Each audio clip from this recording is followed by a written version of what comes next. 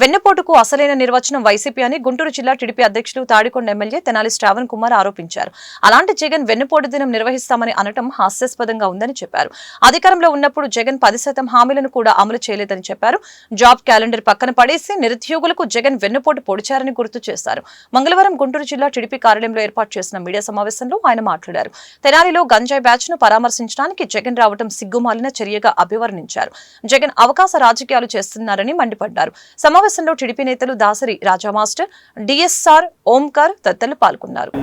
దాడి చేసిన కానిస్టేబుల్ భార్య షెడ్యూల్ కాస్ట్కి చెందిన ఆవిడ డైరెక్ట్గా స్టేట్మెంట్ ఇస్తాం, మా ఆయన మీద దాడి చేస్తున్నాను. వాళ్ళ ముగ్గురు ఎవరైతే దాడి చేశారో వాళ్ళ ముగ్గురు మీద ఇద్దరి మీద రౌడీ షీట్లు ఉన్నాయి. రౌడీ షీట్లు ఉన్నవాళ్ళు గంజాయితో మత్తులో ఊగుతున్న వాళ్ళు తిరిగి దాడి చేస్తారంటే ఎట్లా? అధికారుల మీద దాడి చేస్తే ఏ ప్రభుత్వం చూస్తూ ఊరుకో. అదే పార్టీలకు సంబంధించిన వ్యక్తుల మీద కాదు కదా, అది ప్రభుత్వ ఉద్యోగం చేస్తున్న ఒక కానిస్టేబుల్ మీద దాడి చేశారు. దాడి చేసినప్పుడు నిజాలు తెలుసుకోవాలి. అదొకటే దళితుల మీద దాడి అనే ఒక ఆలోచన. సుధాకర్ ఎవరు, అచ్చెన్న ఎవరు, చీరాల కిరణ్ ఎవరు, సుబ్రహ్మణ్యం దళిత డ్రైవరు, సుబ్రహ్మణ్యం ఎమ్మెల్సీ గారు డ్రైవర్గా ఉన్న వ్యక్తి చనిపోయింది ఎవరు, ఎట్లా చనిపోయాడు, ఆయనకి ఏదో ఇబ్బంది వచ్చిందని తీసుకెళ్ళి చంపి మీ పిల్లాడు మళ్ళా కానీ మీరు కానీ దీని మీద మాట్లాడితే మీ పిల్లాడు వరకు వ్యవస్థలని నిర్వీర్యం చేయడమే ధ్యేయంగా వ్యవహరించినటువంటి అంశాన్ని ఆంధ్రప్రదేశ్ రాష్ట్ర ప్రజానీకం మర్చిపోలేదనేది జగన్మోహన్ రెడ్డి గమనించాలి. అపరిపక్వ ఆలోచనతో విధానాలతో 2019 నుంచి 2024 వరకు రాష్ట్రాన్ని అభివృద్ధిలో 50 సంవత్సరాలు వెనక్కి తీసుకెళ్ళినటువంటి జగన్మోహన్ రెడ్డి ప్రతి వ్యవస్థని నిర్వీర్యం చేయడం కోసమే అతను పనిచేశాడు. చాలా దురదృష్టకరం.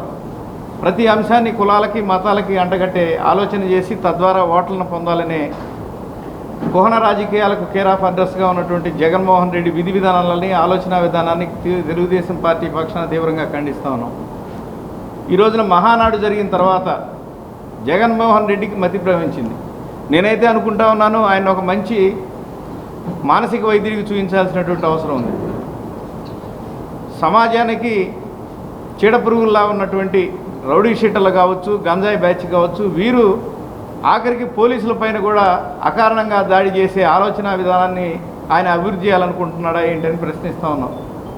ప్రతి అంశానికి కులాన్ని బయటికి తీసుకొస్తున్నటువంటి దాన్ని ప్రజలు ఏసరించుకుంటున్నటువంటి అంశాన్ని గుర్తుపెట్టుకోవాలి. ఈ రోజున తెలంగాణలో జరుగుతున్నటువంటి అంశం కేడర్ కావచ్చు, నాయకులకు కావచ్చు పిచ్చి పరాకాష్ఠకు చేరింది. దానికి ఉదాహరణ 3 రోజుల నాడు విజయవాడలో ఒక బాలుడు పసిపిల్లవాడు సైకిల్ దొక్కుంటా వెళ్తుంటే అది పార్టీ సింబల్ అని, తెలుగుదేశం పార్టీ వారి సింబల్ అని ఈ పిచ్చి పరాకాష్ఠకు చేరినటువంటి పిల్ల సైకో బ్యాచ్ ఆ సైకిల్ని గాలిలో తిప్పుతా నేలకేసి కొట్టి ఎన్ని రకాలుగా చేశారంటే సైకిల్ ఏం చేసింది పాపం? అంటే వాళ్ళ మతి ఏ విధంగా ఉంది, ఏ ఆలోచన తోడుందో ఆలోచించాలి.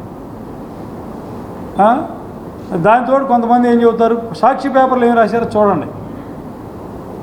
అది వైఎస్ఆర్సీపీ వాళ్ళ సైకిలేనంట, వాళ్ళు వాళ్ళ పార్టీ సైకిల్ నేలకేసి కొట్టుకుంటే తప్పే ఉందని మాట్లాడుతున్నారు. అంతకంటే దౌర్భాగ్యం ఏమైనా ఉందని అడుగుతా ఉన్నాం. ఇంకొకటి, ఈ రాష్ట్రంలో అన్యాయాలు అక్రమాలు గతంలో వైఎస్ఆర్సీపీ పార్టీలో చాలా జరిగినాయి.